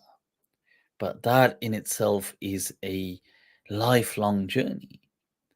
That, as Mir says, that that बेखुदी ले गई कहाँ हमको देर से है इंतजार अपना. Allah, that where has this loss of self taken us, that for so long I'm here waiting for myself. Allah. There's a super chat. Seema, shukran, much love for the super chat. Do you have any thoughts on ethical veganism? Can things that were once halal be haram? Ethical veganism. Oh, as in, right. Okay, so things that were halal can be haram at a certain point if there was a certain danger or something. Or as in, it's not about, but people would, maybe would use the term that they are now mamnu', as in prohibited. Maybe would, because of such and such. Just as like if something was to become poisonous to a person, let's say at an individual sense, taking, if you were seriously diabetic, intentionally taking an excess amount of sugar, if it was, let's say, in a way catastrophic for you, or this could be with any, if you had a nut allergy and you are now to do this, or something that is catastrophic to you at a personal level, that is prohibited for you. So similarly, now you could raise that to a social level as well. Now, veganism or vegetarianism, right, yeah. You see, okay, so here's where I'm at with this. Right, so there's a side of me that totally understands and resonates with that, that that animals should not suffer. And there is a beautiful hadith, by the way, where a person, he was to offer a sacrifice, like for Eid al-Adha, and he had, I can't remember the animal now. I think it may have been a goat or something, but he had it, and he was supposed to offer it. And afterwards, the Prophet had asked him that, oh, we didn't see you, or what came of that, or just asked him, and he said that, look, I couldn't. He said I couldn't do it, and the Prophet said, okay, and he said I loved it too much. Like it got so attached to the animal. And the Prophet said that he who has mercy, Allah has mercy on them. Beautiful hadith. So there's that side of me that sees this, that, they shouldn't be suffering. And it is very difficult watching that. I have watched abroad. It's traumatizing. Honestly, I do not want to watch, especially with kind of, mammals and stuff. So it's so, but then there's the other side where I'm not convinced that not eating animals is, like, I'm just not convinced that that's somehow the going to save the planet or something, because I feel that whether we like it or not, are omnivores. Like our very teeth are made to eat meat. Now we can survive on a herbivore diet, but I'm not convinced that you survive in a healthy way. I feel that a balance of meat for humans keeps us functioning at an optimum level. Now, once again, people can disagree, but I feel that because we are in that like there is a pecking order, and we are in there as well. So remember, it's not just us. Lions will eat, wolves will eat, bears will eat. Nature is still killing animals. It's not that it's not happening. So it's not. And if we prevented it from happening,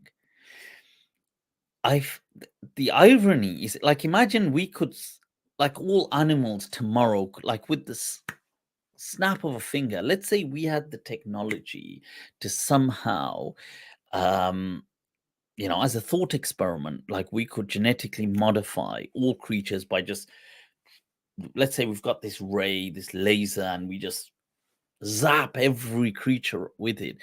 And the moment it kind of falls into this loci of influence, it becomes a herbivore. So lions and everything now just eat grass, and the I feel that the world would break down, because that there's a balance of the kind of the hierarchy of the pecking order, and it keeps things in order. So the grass is kind of kept in order by certain animals grazing, and those animals are then kept in order by other animals that feed on them, which they are then kept in order by other animals that feed on them and them. And there's like a kind of a hierarchy, and humans are also in that hierarchy. So yeah, so I'm not, so this is where like, I do see the side. This is why I find that hadith really fascinating, because on one hand, it acknowledges that those who choose that path, there's mercy for them, that God shows mercy, but it doesn't demonize those who do eat meat. That's why I found that hadith very, like, so perfectly, just, I don't know, just so mesmerizingly balanced. But I do get it. I do understand. Honestly, 23 years ago, 24 years ago, 24 years ago, I witnessed a particular goat being slaughtered and at our home in the village. Till today, I remember it. And it was because it's just the way and what it did and how it screamed, and it was terrible for me. I mean, I'm not saying I remember it as trauma today, because I don't want to overdo it, but I still till today remember that image. Like, it's in my mind, like, like, I can see it. So it's I just read this Mark's comment. Oh, is it? How I could relate. I couldn't eat my pet goat. Goats, honestly, kids, the baby goats, yeah, they are so cute. I don't know if you see. So we used to call them bakrota, right? So bakrota, I don't know what people call them, but the kid goats, they are just the cutest things ever. Like, they're just so.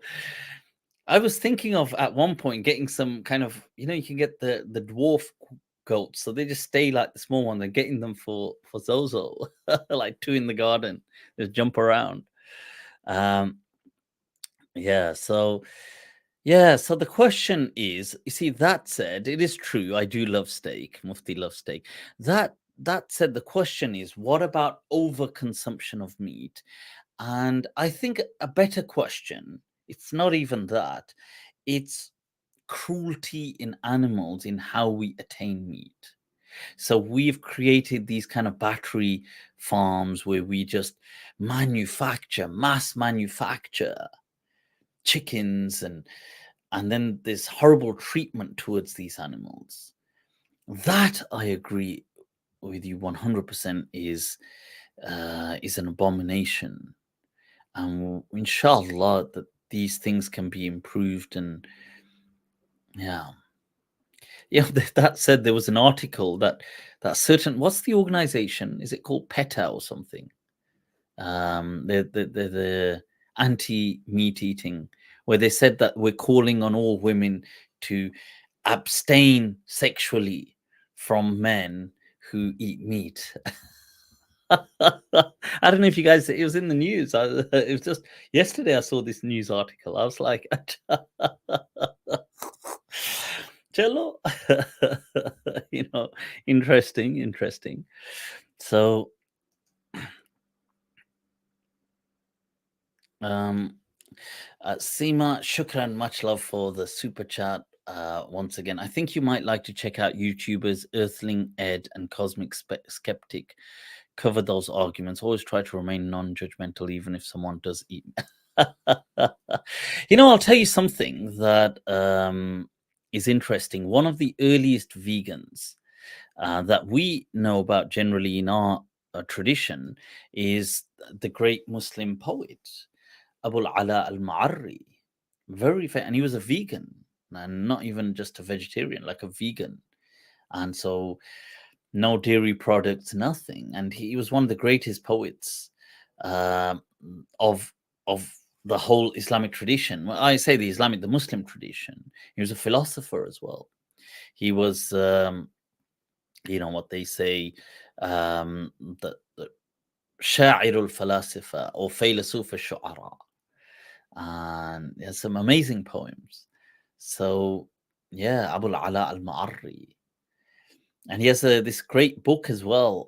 It's an interesting one where he's speaking about like a walk in paradise, and all these people are there, and you've got these philosophers, and he's discussed. It's a bit like Dante's Inferno almost, which is much later, which is definitely took it from him. He's hundreds of years before that, but there's this journey. It's called Risalatul Ghufran. But yeah, Abu Ala al-Ma'arri, and it's interesting, he chose not to have children because he said that he didn't want to bring people into a world that was cruel. It's just, just whether we agree or disagree with his views, but just to take a moment and sit back and just, wow. Yeah, he's from 1,000 years ago. He was a contemporary of Qadi Abdul Wahhab al-Baghdadi, the great Maliki legend. And in fact, they had an interaction, with the poem, because Abu Ala al-Ma'arri, he would sometimes be very, his poetry, he would pose philosophical criticism even to the Islamic jurists. He'd put it in his poetry. So he says about chopping the hand, he made this poem. He says, يد وضعت ب500 عسجد ما بالها قطعت في ربع دينار. He says, because if you accidentally injured somebody's hand or cut it off accidentally, you would have to give them 500 gold pieces. And that was a minimum. That was like huge in that kind of day and age. And he says that the hand which is valued at 500 gold pieces, how could it be cut off for a quarter of a gold piece? Because the nisab, for if what you steal, if it's above ruba dinar, they would cut the hand. So he says, فَمَا بَالُهَا قُطِعَتْ فِي رُبْعِ دِينَارٍ. Allah. See, in that day and age, they had this atmosphere to be able to speak like this. It wasn't like blasphemy, oh, kill him. They celebrated these kind of Qadi Abdul Wahhab al-Baghdadi, the great Maliki Don of his time. The author of Ma'una and Ishraf and Talqeen and all these books. He writes in reply eventually, like he sees his thing and replies to on the same scale. He says, Izzul amanati aghlaha wa arkhasaha fafham fi dhaka hikmat al-bari. He says it's not the price, it's the trust. which inflates or deflates its value. It says, understanding that the wisdom of the divine, that it's not money or monetary value, it is the value of trust that you have broken. And that is much more than 500 gold pieces.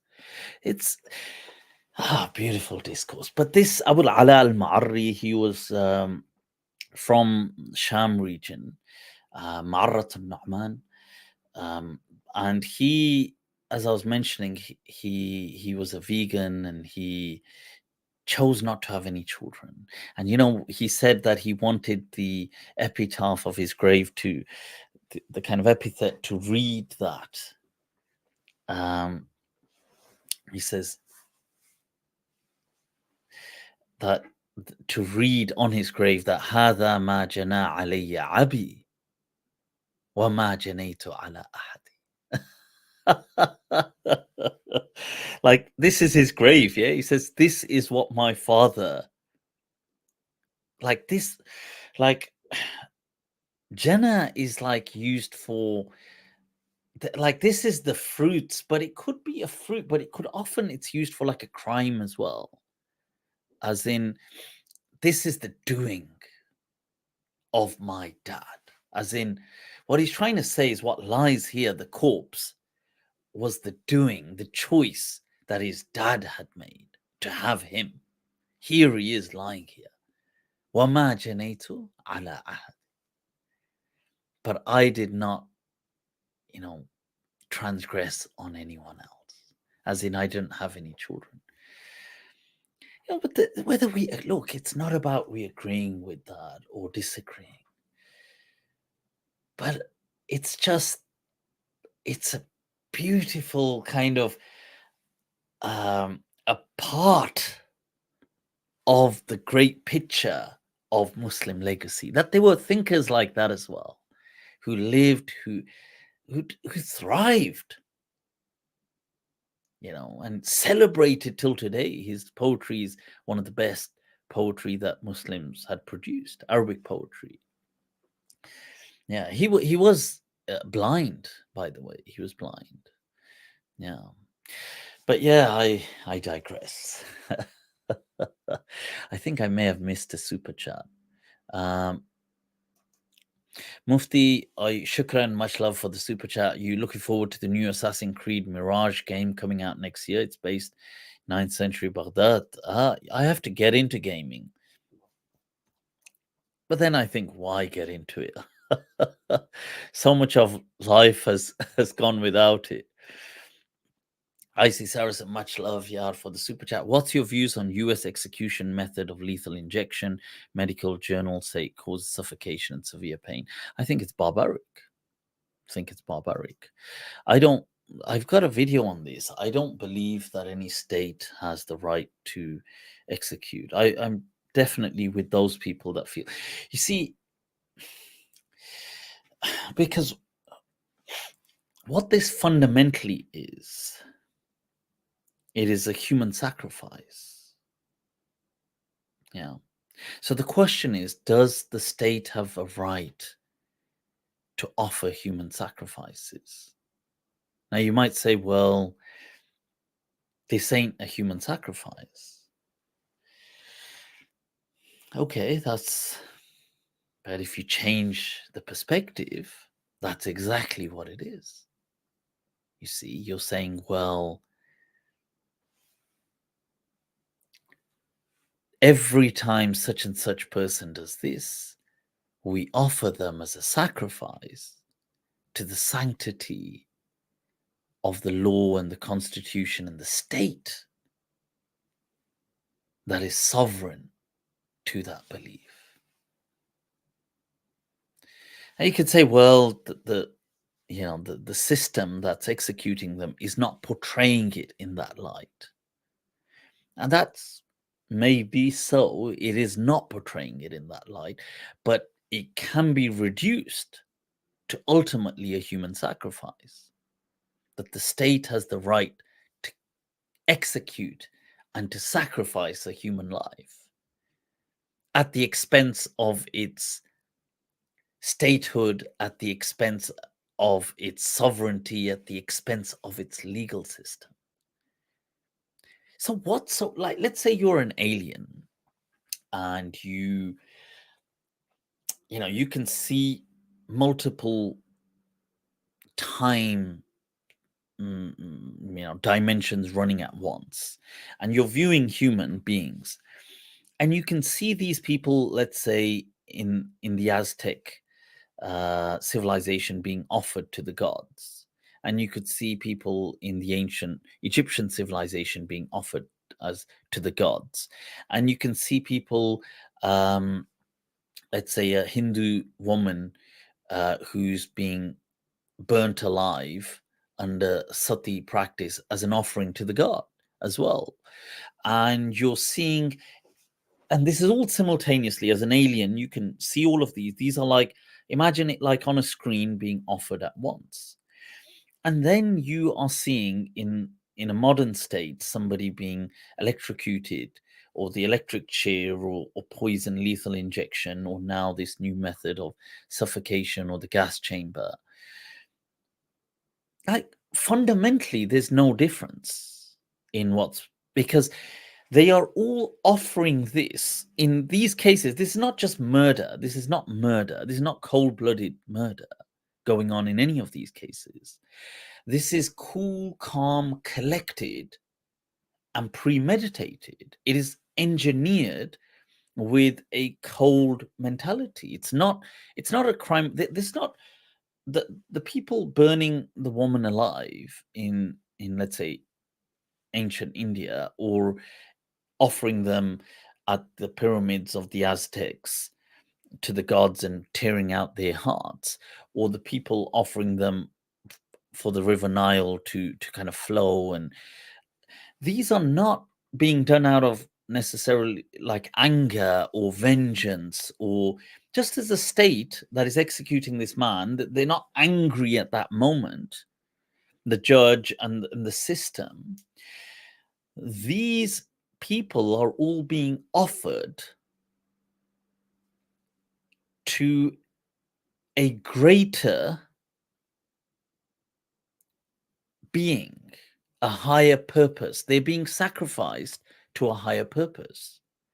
So whether it was the ancient Egyptians offering the humans, so the gods will allow the river Nile to flow again and to do things, or the ancient Aztecs were offering them, or the ancient Indians were offering the woman to burn alive, or you had people like the Vikings offering human sacrifices to please Odin or the other gods of war, so they could have victory. All of these, or you've got the modern state offering the life of this individual to preserve, for a higher purpose of a legal system that they have, which once again is not a physical thing. It's a non-tangible, it's not a palpable something you can touch. It's just a psychosocial reality. It doesn't exist except in our minds. The legal system which is ultimately there for the sovereignty of a state. And the state does not actually exist. It's just a fictitious reality in our minds. There is no such thing as a state. It only exists because in our minds, it doesn't have and this is why Jung had said, Carl Jung, that the modern state was a substitute for God, that it was there to provide morality, there to provide laws and rulings, and in many cases there to require sacrifices, human sacrifices. And it was a non-tangible entity, just like God. So I passionately disagree with any such entity that's of this state and this sovereignty of statehood and this kind of legal system that allows human beings to be offered as human sacrifices. That doesn't see. So yeah, I would categorically, yeah. So I think Europe definitely, abolishing, whether you want to say judicial executions or you want to say human sacrifices, it was the right move. And I think, when was it was in 1965 they abolished it in the UK, the hanging. And Pierpoint was one of the last executioners. There's a movie about him, so you can watch that. Right, guys. Let's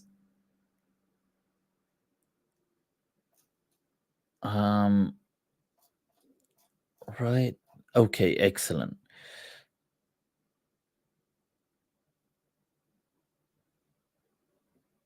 Yeah, that when Muslims saw the Vikings do human sacrifice, they freaked out. Absolutely. There's the story of Ibn Fadlan. He was freaked out. And Ibn Battuta fell unconscious. He fainted when he was in India and he saw the woman being burnt alive. He fainted. Like, how the F are all these people standing around somewhat ceremoniously and not helping her? And he didn't know who he was. He was going past, like he was riding past, and they had the pyre, and they had the whole, the cremation. But then he sees that, obviously, as they're kind of going by, that they're burning this woman alive and she's screaming. And he fainted from that. He was so traumatized. He writes, this is in his Rihlat ibn Battuta. He thinks, what the was that? And then they tell him that this is what these people do. And he can't get over it. He's a Muslim Maliki scholar. Ibn Battuta is Maliki from Morocco. So from Tanja and we would, honestly, I would dread. Can you imagine the thought of that? So these things are just ultimately, and the coldness that it's done with, like the US, the way they execute with the lethal injection, it's like it's a job. Turn up in a white coat and I'm putting some person to their death. It's a job. It's done with clinically. This is why, Foucault, when he spoke about the whole clinical thing, was to rob. It was to make everything so cold and rob it and institutionalize it. But yeah, when they do that, by the way, they do. So when they would do the lethal injection, when they pull the levers, they have blind levers. Then they have multiple participants. So they may have 3 or whatever it is, people pulling the lever for the poison to kind of go. But 2 of them are placebos. And 1 is the real poison, but none of the people pulling the levers knows who's pulling the actual lever. And the reason is so they can live with themselves. Look how clever we've become. Yesterday I was clever, as Rumi said. But today I'm wise, so I changed myself. See, we're so clever at figuring these things out, but why aren't we clever about rehabilitation? Why aren't we clever about building, constructing, not destructing? It's Ya Salah. Guys, you know what? Let's wrap this up. It's been an awesome evening. I do have a very early start. It's been really good, I must say. Did get through some stuff. I should have a MindTrap coming soon as well. I will have one with Syed Hammad, who we've had before, speaking on divine love, inshallah.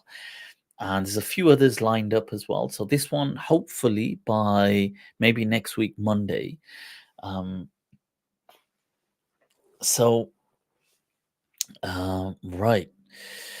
Just as a comment, I just husband slow sacrifice. That's on human sacrifices. Right. So, so guys, shukran. If you do want to reach out to me, you're more than welcome to Instagram is the place. That's for quick kind of replies. Do connect. If you haven't already subscribed to my YouTube, do that, people. Click on the notification, do subscribe, spread the love, spread it. It's good. It's good to do that. If you are in need of one-to-one perspective sessions or consultations, then you're more than welcome to head over to patreon.com/MALM. I should have actually here somewhere. There it is. You can see it there in the bottom right hand corner, patreon.com/MALM. And that does also allow you to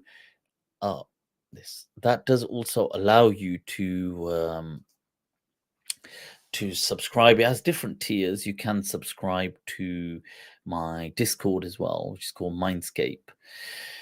But yeah, but more so for people who are interested in the one-to-one sessions, because you see, it's difficult. One is difficult anyway, just dealing with, because people, the challenges, the questions people have, it's unfeasible and just impractical to deal with them through regular social media. You can't really give people a meaningful reply, and it does allow as well a kind of it allows you to get to know someone. It's different. Speaking to someone one to one is always very, it has a specialness to it. Cool. And that has all the thing on it. It takes you through, guides you how to book in, schedule your sessions. People, may Allah bless you all. Right? It's been great as always. So shukran, take care, speak soon, much love. Wassalamu alaikum wa khuda hafiz.